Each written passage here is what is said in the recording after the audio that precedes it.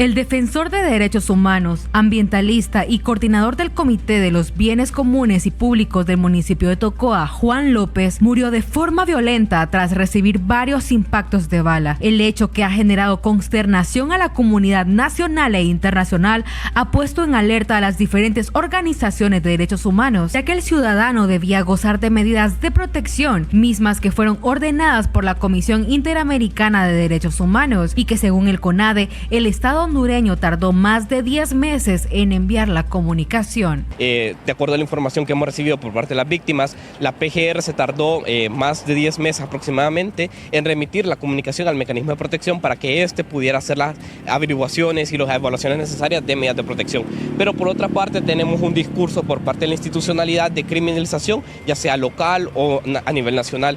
También tenemos una criminalización por parte del Ministerio Público, donde en un principio se habían encausado a los 8 defensores de Guapinol que estuvieron sujetos a una detención ilegal y que hasta la fecha, de acuerdo a la información que nos han brindado, no han obtenido sus cartas de libertad. El gobierno actual prometió garantizar los derechos y protección de los ambientalistas y defensores de los derechos humanos, y ha sido uno de sus correligionarios quien perdió la vida de forma violenta. Lamentamos profundamente decirlo, pero este gobierno va a cargar con la muerte de un compañero del mismo movimiento político de ellos. Del mismo modo, el alto costo que deben sobrellevar las víctimas para gozar de las medidas de protección orilla a muchos a renunciar a ellas. Últimamente la ministra de Derechos Humanos anunciaba que había ofrecido vehículo blindado a Juan, pero varios actores que están cercanos al caso han rechazado esta oferta, incluso la existencia de la oferta, y tristemente el Mecanismo Nacional de Protección, que es uno de los llamados a brindar protección a defensores y defensoras, está desde alguna medida en cierto punto inmóvil, porque no tiene capacidad de ejecución presupuestaria, habida cuenta las restricciones que tiene el presupuesto general de la República, que obliga a casi cualquier compra y contratación a hacerla mediante el mecanismo de la ONCAE.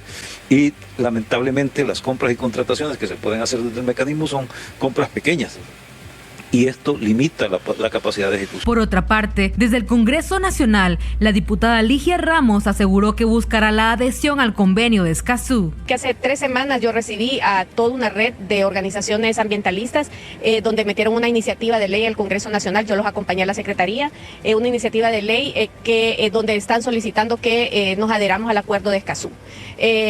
Desgraciadamente yo les expliqué a ellos que las firmas de convenios y de acuerdos internacionales solo las puede hacer la Presidenta de la República, pero nos comprometimos nosotros, yo me comprometí a hacer una moción exhortativa para solicitarle muy enérgicamente a la Presidenta de la República que sea signataria o que firme